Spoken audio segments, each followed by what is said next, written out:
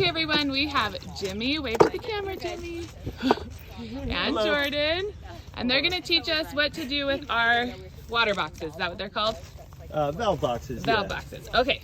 So here's what you got. You got your main turn on, comes from our meter to here. So when it is perpendicular to the pipe, it is off. When it is in line, it is on. Next comes your filter, which like to clog. They take a little bit of maintenance, but it keeps the junk out of all your sprinkler heads, so it makes your life a little easier. So we want to clean the filter. So what we're gonna do is go ahead and clean that right now before we start the sprinklers here. If your sprinklers were already on and pressured up, to clean your valve, you'd actually want to close this valve. Go ahead and show them in here. Yep. And what I'll do is I'll open this a little bit, so that takes the pressure off of the sprinkler line for you. Awesome. Then make sure to close that back up. So then you can just unthread the cap there. Take note of the orientation. The hole in the filter goes down toward the bottom of the pipe. But usually all I'll do is I'll take my old toothbrush that's no good for teeth anymore and just give it some scrubbing there. Most people, you could either take this inside or take it over to your hose.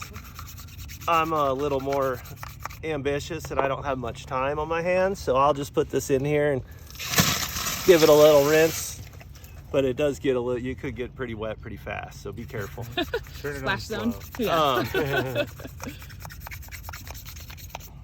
But it depends, you know, it's hard to say how often you're gonna have to clean this. You're just gonna need to keep an eye on your sprinklers, and if you have any low pressure or any issues, grass kind of seems like it's getting a little brown, maybe come check the filter right away.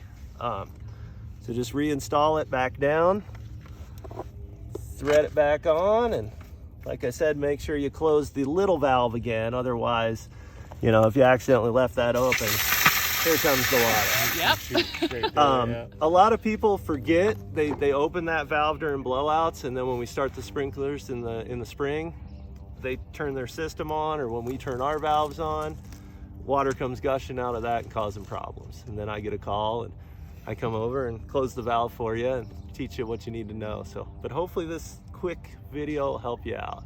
Awesome. And do most people have two boxes like what we have here? Or do most people have It depends on the lot. So everything might be in one valve box. You might have two valve boxes. Some of the bigger yards might even have three, but definitely looking for the one with the filter in it to start.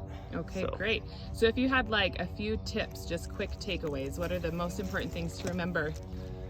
Turn that off before you take the filter out. Okay, Probably. Yeah, definitely turn this off if you want to clean that filter. and right now Otherwise, it's on, right? Right Because now it's the it's on. direction of water flow, right? So Yep. yeah, perpendicular turns it off. And what I'd like to tell people is it's always nice to during the spring, before we start the system, come shut it off, and then that way when your water time comes, you can actually be here to turn it on and double check all your stuff.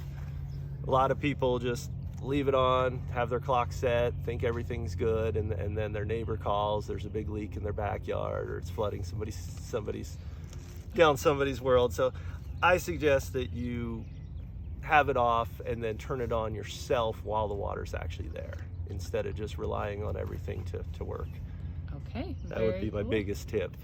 Awesome. Well, thank you for the tutorial. Do you want to wave to the camera again?